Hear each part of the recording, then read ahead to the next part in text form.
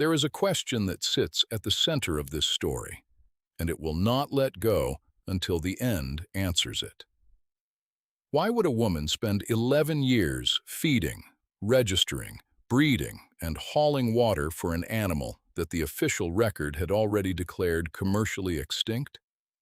Why would she pour every dawn and every spare dollar into something that 3 veterinarians, 2 county agricultural officers, and 1 very confident regional dairy cooperative director had each, in their own careful way, told her was a sentimental waste?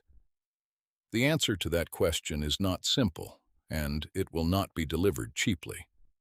But there is a sentence her grandmother wrote in the back of a water-stained ledger sometime around 1947, and that sentence will appear 3 times in this story, because the truth inside it needed 3 appearances before the people around Cora Vasquez were ready to hear it. The sentence was this: "A living thing that remembers a hard country will outlast every creature bred only for a soft one." Cora did not read that sentence until she was 39 years old. By then, she had already made her decision, so the sentence did not cause the decision. It only confirmed what her hands had already known. The goats were called Serrana Blanca, not a name most dairy people would recognize, and that absence of recognition is precisely the point.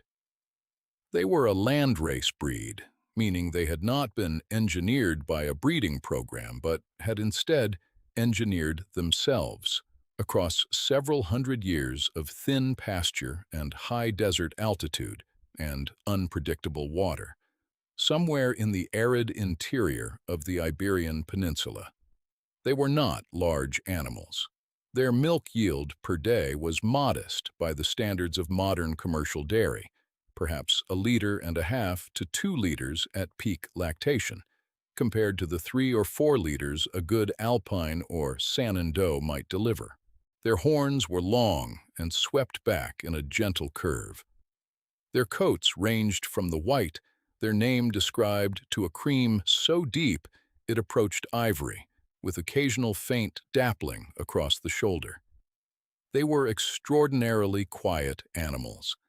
They did not crowd gates or bray for attention. They simply stood and watched, with a quality of attention that several people over the years would describe, unprompted, as unsettling. What they did, which no spreadsheet could adequately capture, was thrive in conditions that sent other breeds into decline. Low input roughage, seasonal drought, heat that cracked the clay into plates, cold that came in fast off the high elevation with no warning. The Serrana Blanca had been shaped by all of it, and their physiology remembered every generation of hardship, even when the hardship itself had temporarily lifted. By the early 1990s, they had been replaced across their native range by higher-yielding imported breeds. By 2002, the International Breed Registry that tracked Iberian dairyland races listed the total documented Serrana Blanca population at somewhere under 50 animals, most of them elderly females, held by a single family operation that was itself preparing to close. By 2009, the registry issued a quiet reclassification, functionally extinct for commercial purposes.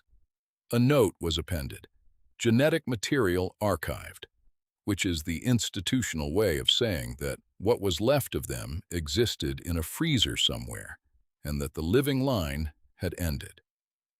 Except it had not quite ended, because of 6 nannies. Cora Vasquez was not, at the time she acquired those 6 animals, operating any kind of dairy.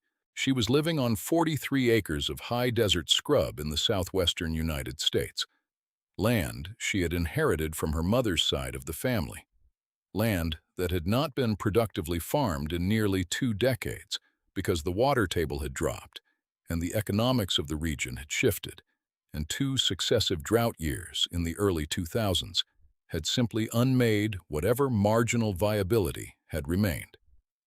She had a well that required a new pump, a barn with a compromised roof on the eastern section, and a small herd of mixed-breed Spanish goats that she kept primarily to manage the brush.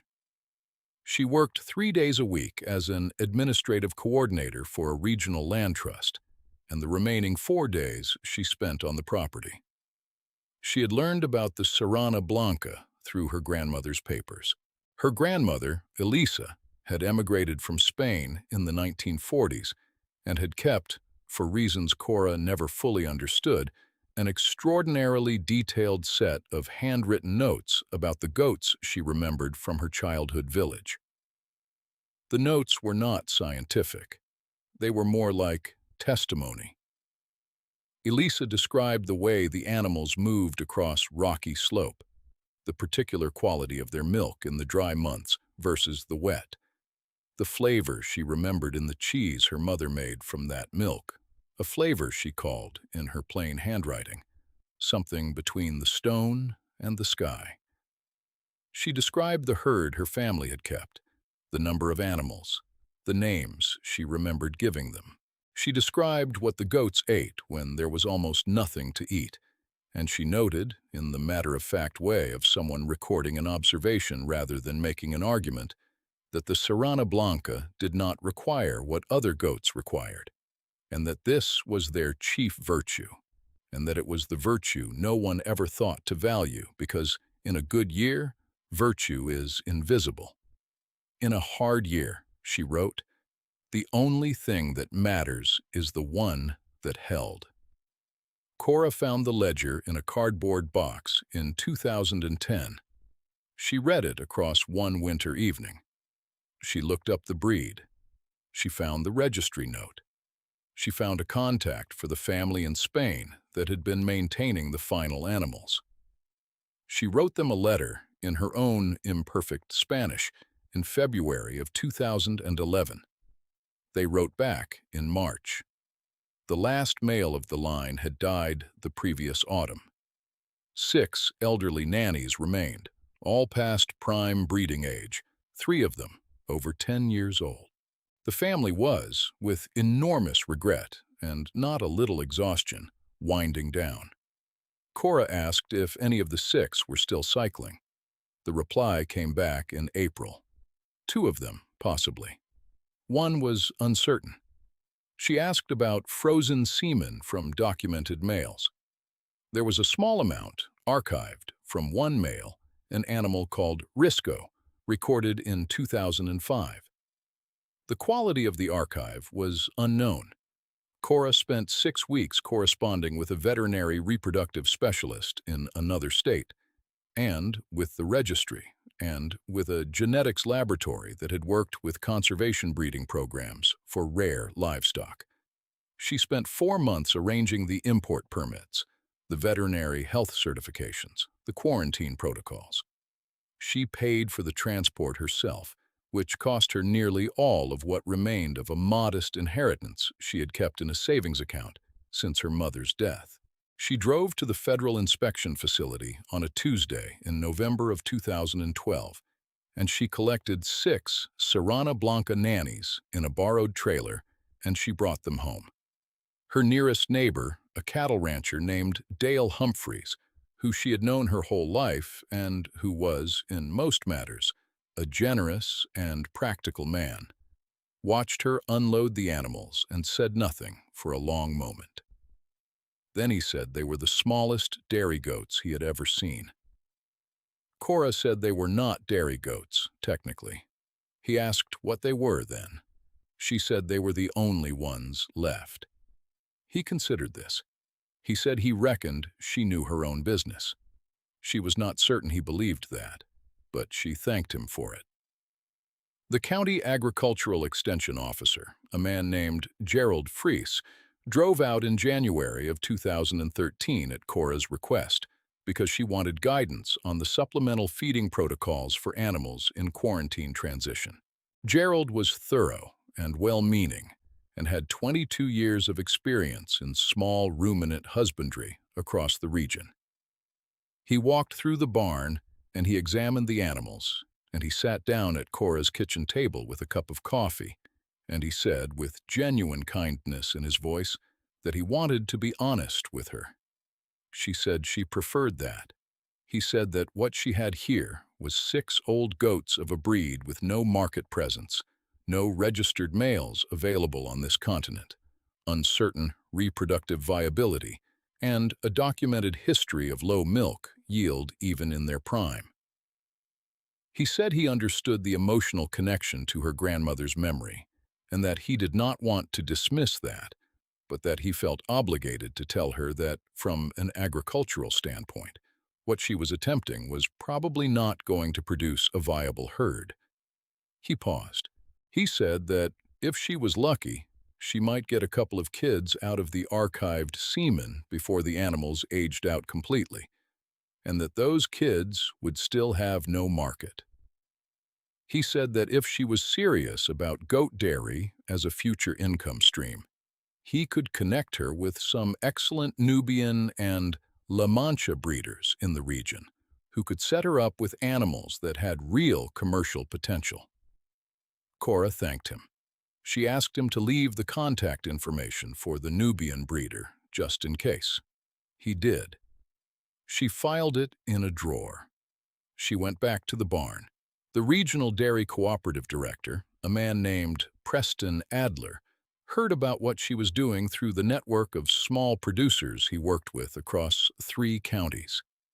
He called her in March of 2013 and introduced himself and asked if he might come out and take a look. She said yes. He arrived in a clean truck and a fleece vest, and he shook her hand with confident warmth, and he told her over the course of an hour-long tour of her property that he had tremendous respect for heritage breed preservation work, tremendous respect, and that he wanted her to know the cooperative was always interested in diversity of supply. But, he said, and here his voice took on the tone of a man delivering a kindness he had practiced, the cooperative's member creameries needed volume and consistency, and a milk composition profile that matched what their existing equipment and cultures were calibrated for.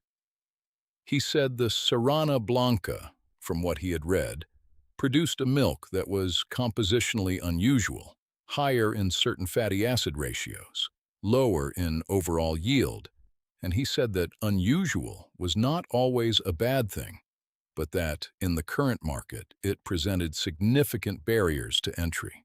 He said he would hate to see her invest significant resources in a direction that the market was not ready to support. He said he would keep her in mind. He said that sincerely. She walked him to his truck. He shook her hand again. She went inside and read her grandmother's notes again for a while. Then she went to bed. The first reproductive attempt, using the archived semen from the male called Risco, was performed by the veterinary reproductive specialist in June of 2013. 2 of the 3 cycling nannies were inseminated. 1 conception resulted. Cora drove 4 hours each way to be present. She stood in the veterinary facility and watched and said very little. On the drive home, she stopped at a gas station and sat in the parking lot for 20 minutes before she trusted herself to drive. The kid was born in November of 2013, a female. Cora named her Piedra, which was her grandmother's word for stone, and which felt appropriate for an animal that had survived what this one had survived before she was even born. She was small and white, and she stood within the hour and she nursed from her dam with a calm efficiency that made the veterinary technician who had come out to observe the birth say, softly, that she had never seen a newborn goat that quiet. From 2013 through 2017, Cora worked the breeding program with a discipline that her grandmother would have recognized and that almost no one around her understood. She corresponded monthly with the genetics laboratory. She kept records that were, by any measure, extraordinary. Daily weights, body condition scores, forage intake estimates, behavioral notes, milk composition samples taken and sent for laboratory analysis at a cost she absorbed without complaint. She sourced a second archived semen sample from a different archived male, documented from 2003, and used it in 2015 after Piedra and one of the original imported nannies reached breeding age in the same season. She cross-checked every breeding decision against the genetic diversity data the laboratory provided, because the worst thing she could do, she understood, was allow the reconstituted herd to founder on inbreeding depression before it had any real size. She kept a goat named Sombra as her constant companion in the barn work. Sombra was the oldest of the original 6, a 12-year-old at the time of import, past any possibility of reproduction, and Cora never tried. She kept her because Sombra had a quality that the younger animals seemed to respond to, a settled authority, and because Cora was not, at bottom, someone who could bring an animal across an ocean and then decide what it was worth based purely on what it could produce. Sombra died in the spring of 2015. Cora buried her on the east side of the barn, near the compromised roof section that she had by then repaired. She did not miss a day of work. By the end of 2017, the documented herd stood at 22 registered animals, 18 females and 4 males across 3 generations, with an additional 11 animals in various stages of the gestation or nursing cycle. She had by then constructed a second barn section, run new water lines to the upper pasture, and planted a sequence of drought-tolerant native browse species across the driest section of her acreage. Species that the goats utilized with what she could only describe as recognition. A woman named Danny Reyes pulled off the highway and drove up Cora's dirt road in August of 2016. She was a cheesemaker. She had read a brief mention of the Serrana Blanca in an academic paper on heritage dairy genetics, and she had followed the reference trail until she found Cora's name attached to a breed registry filing. She knocked on the door and said that she knew this was probably an imposition, but that she had been driving for 3 hours and that she would very much appreciate the chance to see the animals, if that was possible. Cora looked at her for a moment. She said to come around to the barn. They walked through the herd for the better part of an afternoon. Danny said almost nothing for the first hour. She watched the goats move. She watched the way they worked the browse. She looked at Cora's records when Cora offered them, and she read with her whole attention. Finally, she asked about the milk composition. Cora gave her the laboratory reports. Danny read them carefully. Then she looked up and said that the fatty acid profile in these reports was essentially identical to a profile she had been trying to source for 2 years for a specific aged cheese she was developing, a profile she had found described in one historical document and had since been unable to locate in any commercially available milk. Cora said she knew. Danny said she would like to buy milk if Cora ever reached a herd size where she had surplus. Cora said she was not there yet. Danny said she would wait. She drove back to her creamery. She came back in November. She came back the following spring. She never asked again how long it would take. She simply came back. In the summer of 2017, she spent 4 days helping Cora put up fence line in the upper pasture. They worked mostly in silence, which suited them both. On the last evening, Danny said that she had decided to build her aging room with the Serrana Blanca in mind because she believed the milk would get there eventually, and she wanted to be ready. Cora said that was her business, but she said it in a way that meant something else. The summer of 2019 arrived with a quality of heat that the older ranchers in the region said they did not recognize. It was not simply hot. It was continuous, without the customary evening relief that the elevation usually provided, and it arrived 6 weeks earlier than the historical average, and it did not lift. The regional aquifer, which had been declining for years under the combined pressure of agricultural draw and reduced snowpack recharge, dropped to a level that triggered mandatory cutbacks on well permits in the county in early July. Several small producers in the region lost significant portions of their herds to heat stress and water shortage through that summer.